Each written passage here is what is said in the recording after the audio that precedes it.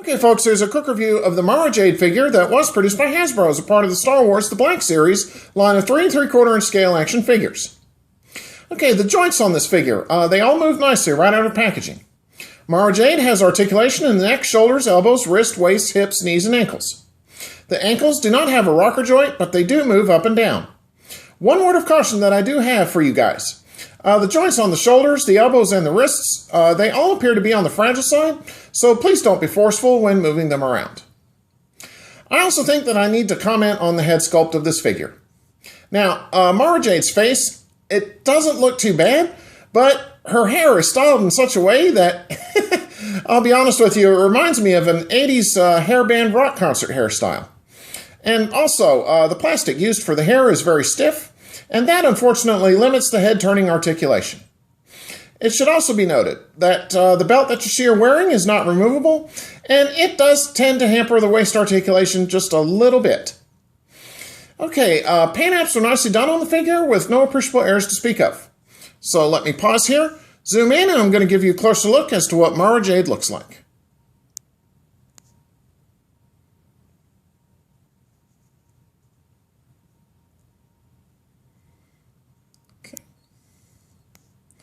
Okay, Mara Jade did come with some accessories, so let me take a break here, and I'm going to show you what those look like.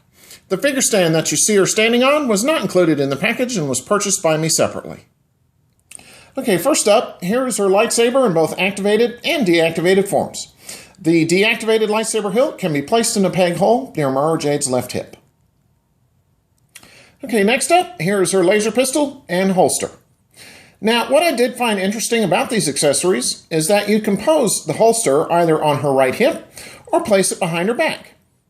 Personally, I like placing the holster on the right hip, and the blaster is held snugly in place in the holster. Okay, what I'm going to do now is a quick 360 of Mara Jade for you and let you see what she looks like from all sides. So here she is from the front. Okay, here is Mara Jade from the left-hand side. Here is Mara Jade from the rear. Here is Mara Jade from the right-hand side. And finally, here we are once again facing forward. So overall, I have to say that this figure isn't too bad. The biggest eyesore to me on this figure is the head sculpt, as I've never pictured Mara Jade having a hairstyle like this in my mind. The non-removable belt can also be a little bothersome when moving the waist joint, but other than that, it's a nice female body sculpt. The joints in the shoulders and the arm area, they feel a bit fragile, but as I said in the beginning of the review, if you're cautious moving them, then it shouldn't be a problem. So therefore, I think Mara Jade should get a solidly good recommendation. Even though there are a few problems with this figure, I still feel that Mara Jade is a nice addition for your Star Wars figure collection.